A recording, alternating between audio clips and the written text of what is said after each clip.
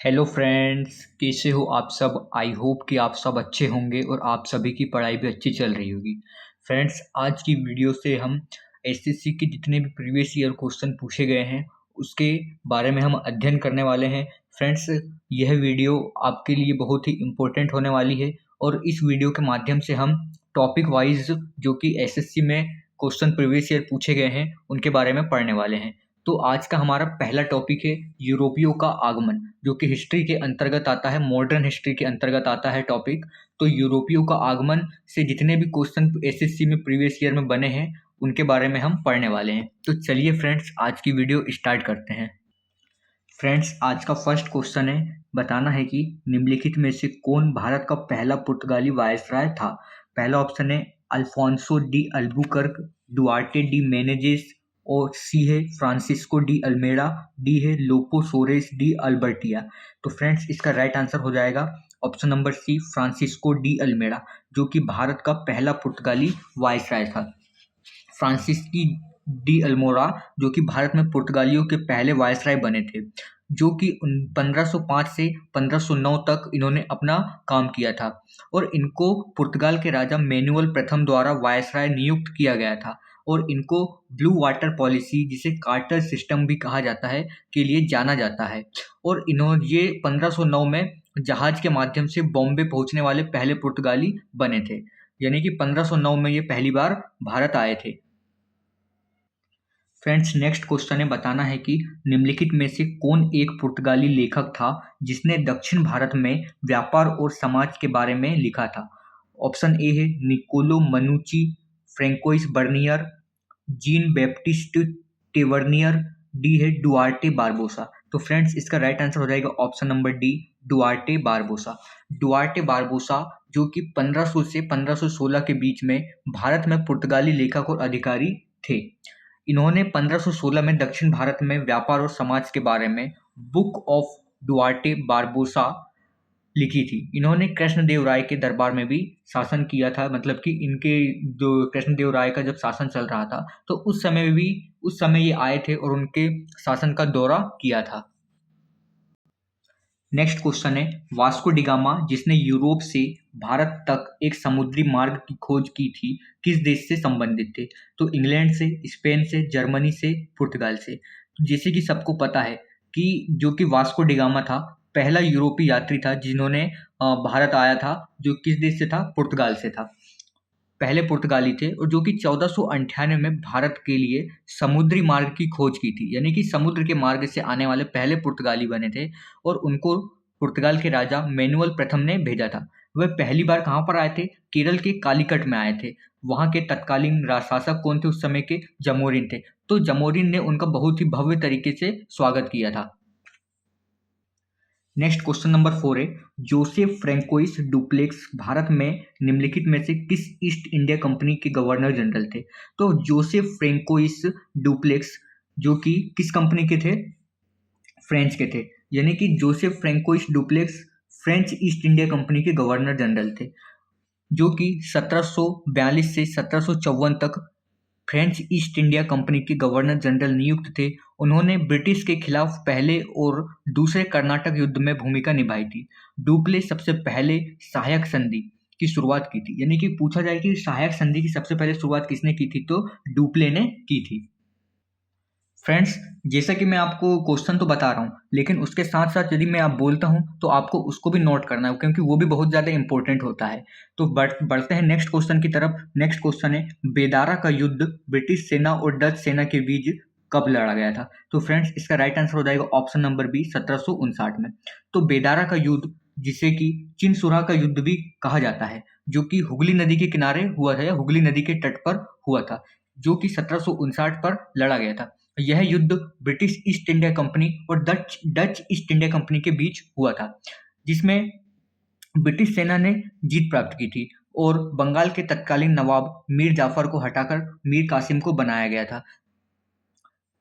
यानी कि इसका राइट आंसर क्या हो जाएगा, ऑप्शन नंबर बी, 1759, जिसमें ब्रिटिश सेना की जीत हुई थी। डच ईस्ट इंडिया कंपनी और ब्रिटिश ईस्ट इंडिया कंपनी के बीच हुआ था और नवाब मीर जाफर को हटा के मीर कासिम को बनाया गया था। बढ़ते हैं नेक्स्ट क्वेश्चन की तरफ। क्वेश्चन नंबर 6, प्लासी की लड़ाई 1757 में east India company Robert Clive के नेतृत्व वाली सेना और बंगाल के नवाब के बीच लड़ी गई थी। तो किस बंगाल के नवाब के बीच लड़ी गई थी? तो इसका राइट आंसर हो जाएगा option number C, Sirajuddaula. Sirajuddaula के बीच लड़ी गई थी। तो प्लासी का युद्ध 1757 में बंगाल में लड़ा गया था और इसने जो युद्ध हुआ था, इसने भारत में ब्रिटिश साम्राज्य की औपचारिक शुरुआत की थी। यानी कि इसी युद्ध से माना जाता था कि भारत में ब्रिटिश शासन की शुरुआत हुई है। और इस युद्ध में ब्रिटिश ईस्ट इंडिया कंपनी के रॉबर्ट क्लाइव और बंगाल के नवाब सिराजुद्दौला के बीच हुआ था, जिसमें ब्रिटिश शासन ने जीत हासिल की थी और सिराजुद्दौला की मृत्यु हो गई थी। और इस युद्ध में ब्रिटिश की मदद करने वाले मीर जाफर को बंगाल का नवाब बना दिया गया था। नेक्स्ट क्वेश्चन है, भारत में फ्रांसीसी उपनिवेश की राजधानी कौन सा शहर था? तो फ्रेंड्स, फ्रांसीसी उपनिवेश की राजधानी कौन सा था? पांडिचेरी, जिसे वर्तमान में पुडुचेरी के नाम से भी जाना जाता है। तो पांडिचेरी, जो कि 1674 में फ्रेंच ईस्ट इंडिया कंपनी के गवर्नर फ्रांस्टा मार्टिन ने पांडिचेरी में व्यापार केंद्र स्थापित किया था और यह भारत में प्रमुख फ्रांसीसी बस्ती बन गया। भारत में इसे छोटा फ्रांस भी कहा जाता है, क्योंकि अभी आप पांडिचेरी जाओगे तो वहां पर कई लोग फ्रांसीसी मिलेंगे, फ्रांसीसी मिलेंगे जिन्होंने अभी भारत की नागरिकता ले ली है और वर्तमान में यह भारत का एक केंद्र शासित प्रदेश है। बढ़ते हैं नेक्स्ट क्वेश्चन की तरफ। तो नेक्स्ट क्वेश्चन है, ब्रिटेन और फ्रांस के बीच वर्ष 1763 में हस्ताक्षरित खालिस्तान की संधि द्वारा वांडीवास की लड़ाई के बाद भारत में फ्रांसीसी संपत्ति बहाल की गई थी। तो फ्रेंड्स, इसका राइट आंसर हो जाएगा ऑप्शन नंबर बी। कौन सी संधि के तहत? पेरिस की संधि के तहत। वांडीवास का युद्ध, जो कि 1760 में तीसरे कर्नाटक युद्ध के दौरान निर्णायक युद्ध था और यह युद्ध आयरकूट के नेतृत्व में ब्रिटिश सेना और काम्पटे डी लेली के नेतृत्व में लड़ा गया था, जिसमें ब्रिटिश शासन ने जीत हासिल की थी। नेक्स्ट क्वेश्चन है, बताना है कि निम्नलिखित में से कौन सी भारत की धरती पर ईस्ट इंडिया कंपनी की पहली और बड़ी निर्णायक जीत थी? तो जैसा कि मैंने पिछले क्वेश्चन में बताया था कि इसका राइट आंसर हो जाएगा ऑप्शन नंबर सी, प्लासी का युद्ध। प्लासी का युद्ध जो कि 1757 में लड़ा गया था, इसी से ब्रिटिश शासन की शुरुआत मानी जाती है। बढ़ते हैं नेक्स्ट क्वेश्चन की तरफ। बताना है कि निम्नलिखित विदेशी यात्रियों में से कौन अपने संबंधित देश से सही ढंग से मेल नहीं खाता है जहां से वे आते हैं? तो मार्को पोली, जो कि इटली से आया था, इब्न बतूता, जो कि मोरक्को से आया था, अल बरूनी, जो कि उज्बेकिस्तान से आया था। लेकिन जो पीटर मुंडी था, जो कि चीन से नहीं आया था। पीटर मुंडी, जो कि कहां से आया था? इंग्लैंड से आया था। बढ़ते हैं नेक्स्ट क्वेश्चन की तरफ। नेक्स्ट क्वेश्चन है, वर्ष 1756 में अलीवर्दी खान की मृत्यु के बाद बंगाल का नवाब कौन बना था? तो अलीवर्दी खान की मृत्यु के बाद बंगाल का नवाब कौन बना था? सिराजुद्दौला बना था। नेक्स्ट क्वेश्चन है, 1757 के प्लासी के निर्णायक युद्ध के बाद अंग्रेजों ने निम्नलिखित में से किसे बंगाल का नवाब घोषित किया गया था? तो 1757 के युद्ध के बाद मीर जाफर अली खान को बंगाल का नवाब घोषित किया गया था। तो राइट आंसर हो जाएगा option number B, Mir Jafar Ali Khan. Next question है, बताना है कि दिए गए कथनों में से कौन सा सही है। तो कथन वाले बताना है, कथन वाला पढ़ना है और इसमें से कोई फिर लास्ट में ऑप्शन चूज करना है। तो पहला कथन है, 1756 में जब अलीवर्दी खान की मृत्यु हो गई तो सिराजुद्दौला को बंगाल का नवाब बना दिया गया था। सेकंड ऑप्शन है, 1757 में रॉबर्ट क्लाइव ने प्लासी में सिराजुद्दौला के खिलाफ कंपनी की सेना का नेतृत्व किया था। तो कथन नंबर 1 और कथन नंबर 2 दोनों के दोनों सही हैं। तो इस प्रकार के क्वेश्चन तो काफी एग्जाम में आने लगे हैं, क्योंकि अब जैसे ही टीसीएस का टेंडर चेंज होने के बाद एडीक्यूटी आया है तो इसमें इस तरह के क्वेश्चन ही पूछे जाते हैं, कथन वाले। तो आपको इस तरह के क्वेश्चन की भी प्रैक्टिस करके जरूर जाना है। नेक्स्ट क्वेश्चन है, अमृतसर की संधि किस वर्ष में हस्ताक्षरित किए गए थे? तो अमृतसर की संधि 1809 में ब्रिटिश शासन और सिख शासक महाराजा रणजीत सिंह के मध्य हुई थी। इसमें सिखों और ब्रिटिशों के बीच सतलुज नदी की सीमा को निर्धारित किया गया था कि तुम्हारे को सतलुज नदी पर इतना अधिकार होगा और हमारे को इतना अधिकार होगा, यानी कि सतलुज नदी से रिलेटेड थी अमृतसर की संधि, जो कि 1809 में हुई थी। नेक्स्ट क्वेश्चन है, 1850 में निम्नलिखित में से किस संधि के तहत कश्मीर को जम्मू के डोगरा राजवंश को बेच दिया गया था? तो इसका राइट आंसर हो जाएगा अमृतसर की संधि। तो ये जो अमृतसर की संधि थी वो अलग थी, जो कि 1850 में हुई थी। यह जो संधि थी ब्रिटिश शासक और ब्रिटिश शासक और जम्मू कश्मीर के डोगरा राजवंश गुलाब सिंह के बीच हुई थी। इसमें ब्रिटिश शासक ने जम्मू कश्मीर को गुलाब सिंह को 75 लाख रुपये में बेच दी थी। तो इसका राइट आंसर हो जाएगा ऑप्शन नंबर सी, अमृतसर की संधि। बढ़ते हैं नेक्स्ट क्वेश्चन की तरफ। नेक्स्ट क्वेश्चन है 18वीं शताब्दी में 7 वर्षों तक युद्ध ब्रिटेन और किसके बीच में लड़ा गया था? तो इसका राइट आंसर हो जाएगा ऑप्शन नंबर सी, फ्रांस के बीच। यानी कि 7 वर्षीय युद्ध किसके किसके बीच चला था? ब्रिटेन और फ्रांस के बीच में चला था। बढ़ते हैं नेक्स्ट क्वेश्चन की तरफ। द्वितीय एंग्लो मैसूर युद्ध निम्नलिखित में से किस संधि पर हस्ताक्षर करने के साथ समाप्त हुआ था? तो द्वितीय मैसूर युद्ध मैंगलोर की संधि के साथ समाप्त हुआ था। द्वितीय मैसूर युद्ध 1780 से 1784 के बीच में लड़ा गया था। नेक्स्ट क्वेश्चन है चौथा एंग्लो मैसूर युद्ध किस वर्ष में लड़ा गया था? तो चौथा एंग्लो मैसूर युद्ध 1799 में लड़ा गया था।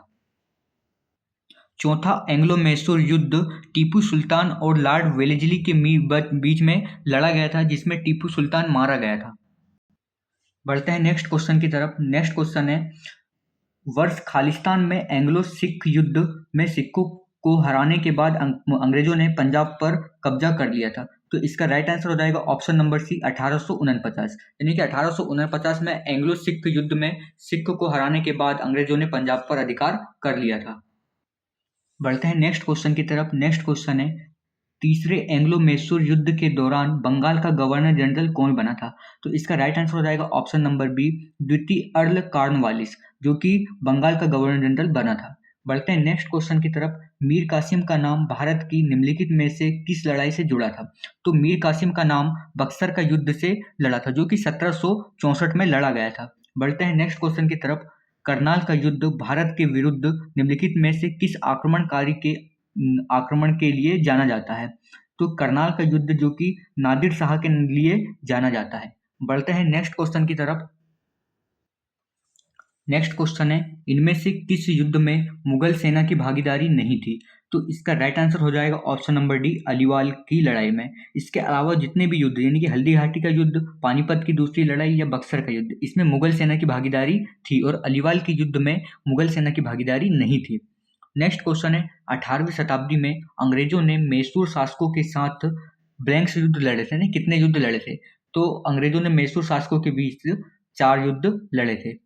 नेक्स्ट क्वेश्चन है टीपू सुल्तान ब्लैंक्स में मैसूर का शासक बना था। यानी कि टीपू सुल्तान कब शासक बना था? तो इसका राइट आंसर हो जाएगा ऑप्शन नंबर बी, 1782। 1782 में टीपू सुल्तान मैसूर का शासक बना था। नेक्स्ट क्वेश्चन है टीपू सुल्तान की मृत्यु किस वर्ष अपनी राजधानी श्रीरंगपट्टनम की रक्षा करते हुए हुई थी? तो यह इनकी मृत्यु 1799 में श्रीरंगपट्टनम की रक्षा करते हुए हुई थी। बढ़ते हैं नेक्स्ट क्वेश्चन की तरफ।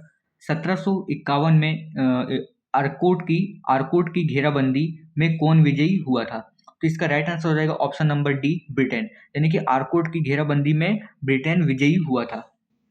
नेक्स्ट क्वेश्चन है मौलवी अहमदुल्ला शाह ने निम्नलिखित में से कौन सी लड़ाई लड़ी जिसमें हेनरी लॉरेंस के अधीन सेना को हराया गया था? तो इसका राइट आंसर हो जाएगा ऑप्शन नंबर सी, चिन्हट का युद्ध। चिन्हट का युद्ध।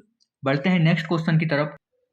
नेक्स्ट क्वेश्चन है स्वाली की लड़ाई 1612 में अंग्रेजों ने किसके खिलाफ लड़ी थी? तो इसका राइट आंसर हो जाएगा ऑप्शन नंबर बी, पुर्तगाली के बीच। यानी कि स्वाली की लड़ाई 1612 में अंग्रेजों ने पुर्तगाली के खिलाफ लड़ी थी। नेक्स्ट क्वेश्चन है अंग्रेजों के साथ अलीनगर की संधि पर किसने हस्ताक्षर किए थे? तो अंग्रेजों के साथ अलीनगर की संधि पर सिराजुद्दौला ने हस्ताक्षर किए। तो राइट आंसर हो जाएगा option number B, Sirajuddaula. Next question है यूरोपीय लोग व्यापार की मानसिकता से ही भारत में आए, यह सिलसिला निम्नलिखित में से किस यूरोपीय राष्ट्र द्वारा शुरू किया गया? तो यह सबसे पहले पुर्तगाल के द्वारा शुरू किया गया। सबसे पहले पुर्तगाली यात्री वास्को डी गामा 1498 में भारत के कालीकट में प्रवेश करता है।